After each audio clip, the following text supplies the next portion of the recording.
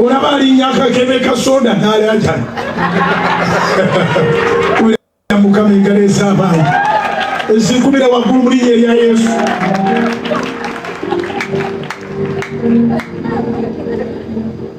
Omuntu alinya kandi ya soda n'alayana neyerabira n'okwerabira yalinyisizaako okugulu ki era okuno kwekulwadde luli kulikwekulwadde bana baza omusaasira afulumira okwabadde okulwadde ate kwekulinya bwe batyo.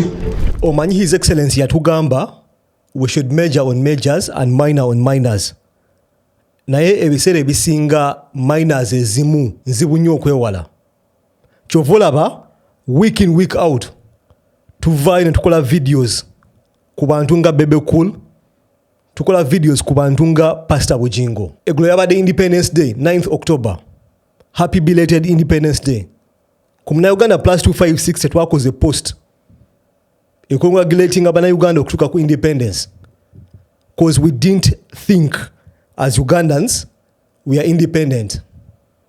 Mu action zaffe n'ebikolwa by'abantu twava ku muzungu ne tuyingira ekintu ekirala. That's the belief most of us as a team at Uganda plus 256 gye twabadde tusharinga. Tetwakoze post wantu wonna wonna egamba Uganda happy Independence Day. Because tetulowooza nti tuli independent. Mundowooza ne mu actions nga nkugambye. Pastor Bujingo yabadde alina endiga ze. Saagala omuntu andaba alowooze nti ennaku zino nagguddewo olutalo ku bapasita. Because nakoze video ku Pastor Kayanja nga nkona ku bisiyaga. Nedda. Omuntu yenna andaba ng'oli mulokole, saagala oddawo olowooze nti nyina olutalo ne bapasita. Naye nga wentera okugamba nyina olutalo n'endowooza z'abapasitors abamu. Bujingo yavuddeyo ku Independence Day nga wa message eri endiga ze. N'agamba nti n'olaba omuntu n'alinnya kakebe ka soda nga referencinga His Excellency President Bobi Wine. Tujjukirako emabegaawo nti His Excellency yakubibwa kakanisa kati ya gas ne ka explodinga. Twakola videos impitirivu mu kaseera ako nga tuli beeraliikirivu nga tumanyi His Excellency akubiddwa essasi.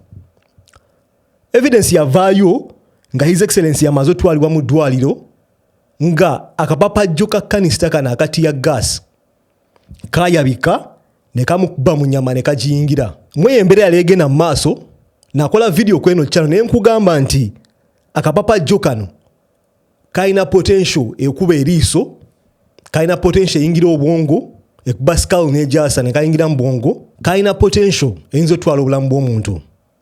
Nagenda mu maaso ne nkunnyonnyola nti mechanism omuntu engeri gy'afa nga bamukubye essasi yandibadde yeemu singa His Excellency akantu kano akapapajjo kakuba organ oba ekitundu ky'omubiri eky'omugaso. Ntegeeza bwongo, mutima, bintu ntuwe bityo. Naye omusumba oba pastor gwe twandiwoozezza nti yandibadde muntu ali upright mu society, gwe twandiwoozezza nti yandibadde awulira ebintu by'omugaso, tumulaba ng'avaayo ng'ali ku mookinga oba ng'ali kukola katemba mu mbeera y'omuntu gye yayitamu, mu mbeera His Excellency gye yayitamu, nga alikwetinga kanista ya tear gas eno yakuba His Excellency kakebe ka soda. N'agamba n'okugamba nti ebiseera ebimu mumulaba nga yeerabira ekigere kye baakuba. Ffenna tukimanyi even up to now His Excellency atambuza muggo, akyalina injury mu kugulu. Impact y'akano akantu yali amaanyi nnyo. Ne pastor avuddeyo akugamba yalalinye kakebe ka soda. Njagala tujjukire mabegaawo nti Bujingo yafunako incident ey'amasasi. Uganda bangi bagizannyiramu naye ate abala bamusaasira. Personally nze namusaasira cause mwalimu okufa kw'omuntu. Bodyguard wa Bujingo yafa oba driver wa Bujingo yafa. Bujingo kennyini yavaayo n'avumirira buli Munnayuganda eyali abuusabuusa amasasi gano. Amasasi gano gaaliko question marks mpitirivu. Kyemanyi gwanda bw'ojjukira. Abantu bakola analysis, abaana bakola analysis ku TikTok, ku YouTube nga bamenyaamenya ensonga zino. ne bagabuusabuusa nga bagamba Bujingo amasasi go galiko question mark. Bujingo yavaayo nga munyiivu n'agamba mwogera muti ebintu nga bino. Bujingo kennyini yalabikirwako mu video ng'ayita abantu embwa nti oba otankana amasasi ga Bujingo olimbwa. Sooka labe video eno. Amasasi ga Bujingo nga tankanyemu bajja bagakuba ogatankana ennyoko. Oba olina obulumi bw'oyitamu ng'embwa ziboggola. Mwekuume ng'embwa abakulumya emitwe mbwa. Abakubuuza otandika ddi okukola mbwa bw'aba alina omulimu agukuwe. Abakugamba tolizimba mbwa. Ka video kalabye. So according to Pastor Bujingo, oba okusinziira ku Pastor Bujingo, omuntu watankana obulumi bw'oyitamu abeera mbwa. Kweno channel tetwadvocating abantu kuvuma abantu.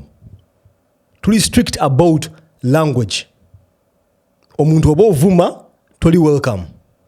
Naye according to the analogy oba endowooza ya Bujingo, omuntu watankana obulumi bwo abeera mbwa.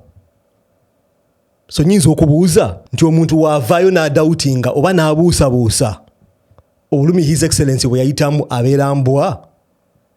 Singa tubeesinga ku ndowooza ya Bujingo, ekyo kyakulowoozaako. Emyaka ena egiyise bwe giba giwera, leader wa opposition mu parliament lo abadde mu studio y'amawulire, munnamawulire yasoma amawulire. Emyaka ena egiyise wetegereza obulamu bwalimu. Y'omu kubagamba nti baleeta Uganda empya, naye mweno mwakoledde embaga. Mweno mwakoledde embaga yakaggwa. Mweno mwazimbidde amaka. Bw'ona omusanga mu kkubo ojja kunyumiza. Bujingo yayongeddeyo n'akoona ku Joel Ssenyonyi Honorable. N'agamba mbu emyaka ena egiyise Joel yali munnamawulire. Kituufu, Joel Ssenyonyi buli omu akimanyi yali munnamawulire ng'akola ku TV. So Bujingo akugamba nti mu Uganda gy'alwanisa mwafukidde LOP, mwafukidde omugaga, mwazimbidde amayumba, mwawasizza omukazi. Eno ndowooza njiraba nnyo mu bantu abagamba nti lwakuba omuntu ono ali bulungi, therafe ebintu biri bulungi. Oba osharing endowooza yemu ne Bujingo, ngenda kukujukiza ekintu kimu. Uganda si Joel Ssenyonyi. Uganda erimu abantu abasuka mu miliyoni 6. Joel Ssenyonyi waba azimbye ennyumba, tekitegeeza nti abalala bazizimbye. Joel Ssenyonyi waba yafuna omukisa n'agenda mu ssomero, tekitegeeza nti abalala bagenze mu ssomero.